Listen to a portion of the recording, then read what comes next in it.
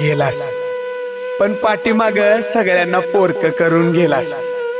तू गेलास, पण तुझ्या मित्रांना एकटं सोडून गेलास रे. तू गेलास, घरच्यांचा आधार गेला. तू गेलास, आमच्या सगळ्यांना एकांताच्या आठवणीच्या आणि दुःखाच्या विहिरीत ढकलून गेलास. कुलदीप भाऊ, अरे तू गेलास, पण येणाऱ्या प्रत्येक श्वासाला डोळ्यामध्ये अश्रू ठेवून गेलास बघ. तू गेलास, आयुष्यात एक असा अंधार करून गेलास की त्या अंधारातून परत पुन्हा दिवसाचा सूर्य दिसणं शक्य नाही. तू गेलास, तू गेलास, अरे तू गेलास, तर या काळजावर टाक्याचे घाव देऊन गेलास. तुझ्या आठवणी प्रत्येक मिनिटाला, प्रत्येक सेकंदाला आणि प्रत्येक श्वासाला सोबत आहेत बघ. सहज बसलो होतो आणि मित्रासाठी काहीतरी लिहावं म्हणलं. थोड्याच दिवसापूर्वी माझा मित्र अचानक सोडून मला कायमचा देवाघरी निघून गेला. त्याच्या आठवणीत लिहिता लिहिता प्रत्येक शब्दाला डोळ्यातून आसवांच्या धारा लागल्यात आणि तेच अश्रू मी शब्दात व्यक्त केले. मी सूरज जरे बोलतोय.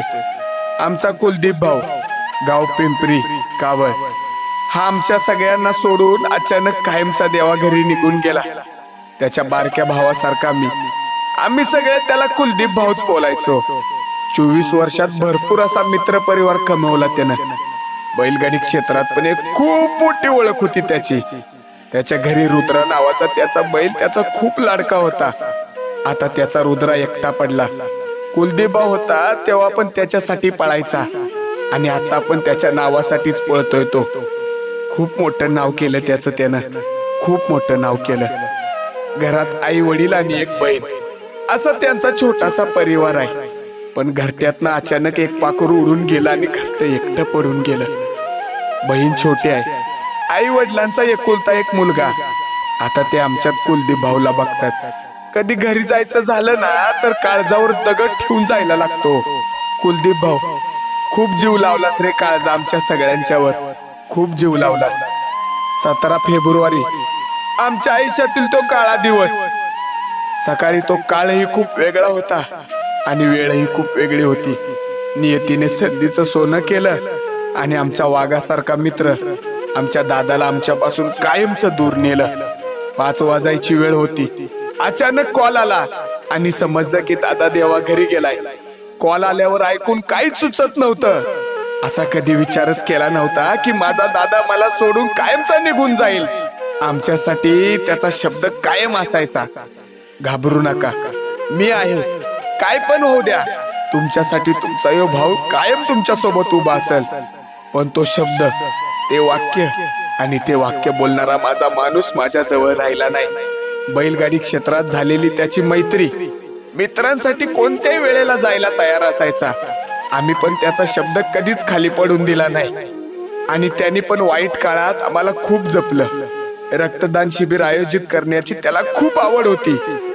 आम्ही दरवर्षी भाऊचा वाढदिवस मोठ्या दणक्यात साजरा करायचो. पण ह्या वेळेला ते नसताना साजरा करावा लागला. माणसाचं नाव मोठं व्हायला लागल्यावर कुणाला बघवत नाही असं म्हणतात ना, ते खरंच आहे राव. कधी काळी एका ताटात खाल्लेल्यानीच घात केला आणि आजारपणातून माझ्या भावाला बाहेर येणं शक्य झालं नाही आणि त्याची प्राणज्योत मालवली. आम्ही आजही त्याचं खूप नाव जपतोय. दोस्तीच्या दुनियेतला राजा माणूस कमी वयात सर्वांच्या मनावर राज्य करून गेला. माझा कुलदीप भाऊ बैलगाडी क्षेत्रात खूप लेट उतरून पण जुन्नर आणि शिरूर तालुक्यामध्ये नाव कमवणारा माझा कुलदीप भाऊ. कुलदीप भाऊचा सर्वात लाडका बैल असेल ना, तो म्हणजे रुद्रा पकड्या. जो त्याच्यासोबत बोलणार ना तो त्याला कधीच विसरणार नाही, असा कुलदीप भाऊ. त्याचा सर्वात जास्त जीव होता तो त्याचा मित्र परिवार. असा एकही दिवस नव्हता की तो त्याच्या मित्रांना भेटल्याशिवाय कुठं बाहेरच जायचा नाही. बारी झाल्यावर मनसोक्त आनंद साजरा करणारा एकमेव माझा कुलदीप भाऊ होता. आता घाटात फक्त त्याच्या आठवणीच ठेवून गेला. तू गेल्यावर तुझ्या घरी जी पोकळी निर्माण झाली ना दादा, ती भरून काढणं कधीच शक्य नाही रे. संवाद जरी तुटला असेल तरी स्मृती सुगंध देत राहील. जीवनाच्या प्रत्येक वळणावर वाघा तुझी आठवण कायम येत राहील, कायम येत राहील.